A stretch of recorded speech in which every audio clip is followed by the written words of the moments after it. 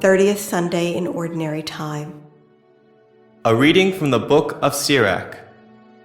The Lord is a God of justice, who knows no favorites. Though not unduly partial toward the weak, yet he hears the cry of the oppressed. The Lord is not deaf to the wail of the orphan, nor to the widow when she pours out her complaint.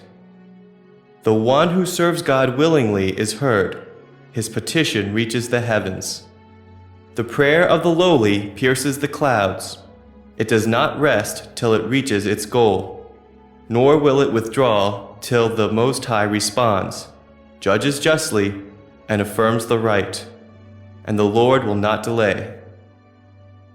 The word of the Lord.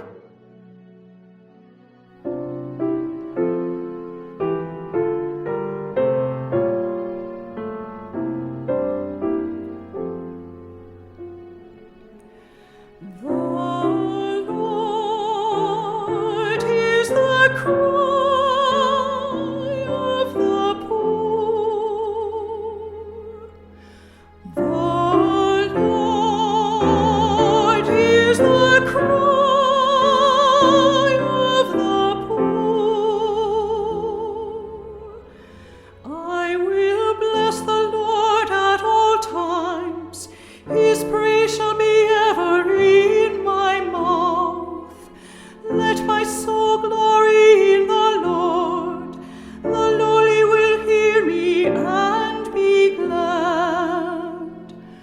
The Lord is the cry of the poor. The Lord confronts the evildoers, to destroy remembrance of them from the earth. When the just cry out, the Lord hears them, and from all their distress he rescues them. The Lord is the cry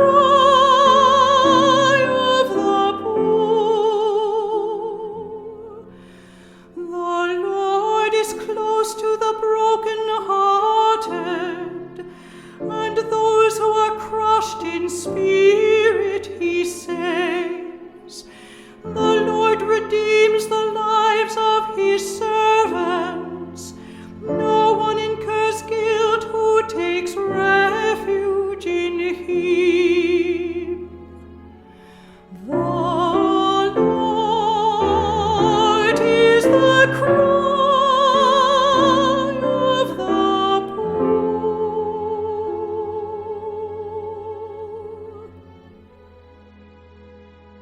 A reading from the second letter of St. Paul to Timothy. Beloved, I am already being poured out like a libation, and the time of my departure is at hand. I have competed well. I have finished the race.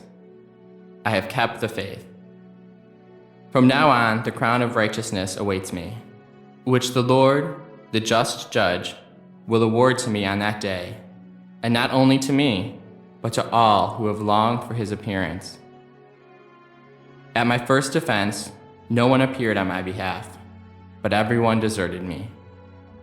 May it not be held against them, but the Lord stood by me and gave me strength, so that through me the proclamation might be completed, and all the Gentiles might hear it.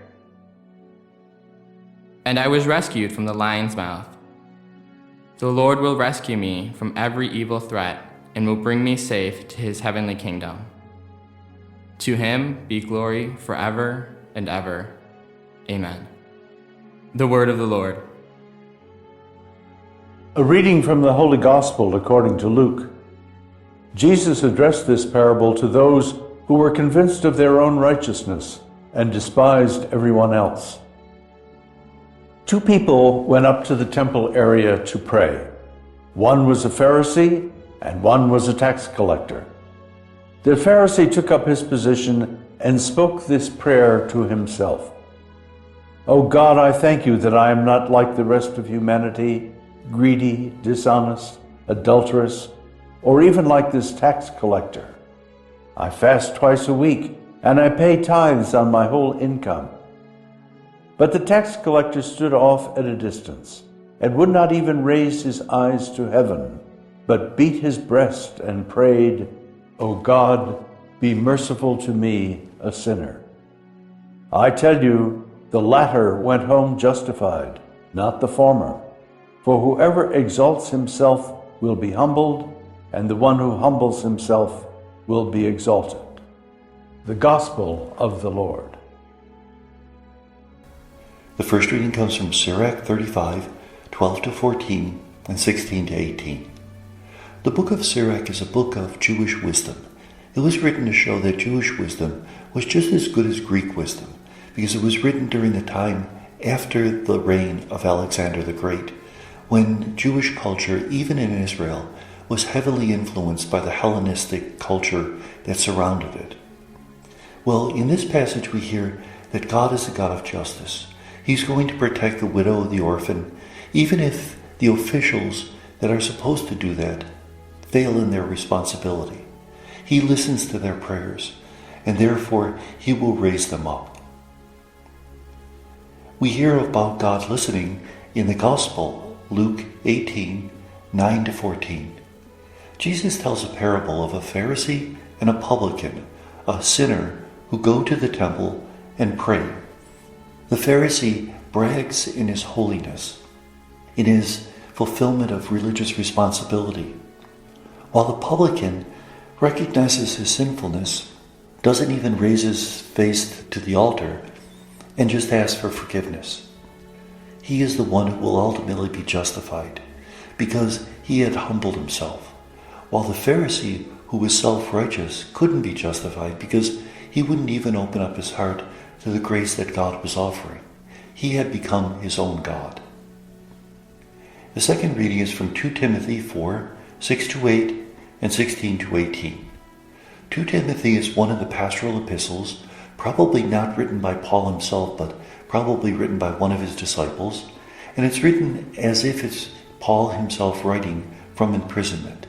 And in fact, it speaks about the fact that he's ready to have his life poured out as a libation. A libation is a liquid offering, wine or oil, that's poured out upon the ground as a sacrifice. His lifeblood will be poured out, and in fact, after this imprisonment, he would be martyred. He speaks about finishing the race, having been faithful, and therefore he trusts in the providence of God, even if everyone has deserted him. He recognizes that the goodness of God will be enough for him. There are times in our ministry and our lives when we look around and it seems as if there's no one there for us. It's at those moments when we have to trust, those moments which are a true measure of our faith, because faith is really measured when it seems almost impossible to trust and believe. Faith in those moments is trusting against trust, beyond trust, because our only source of trust is the love of God. And may God bless us.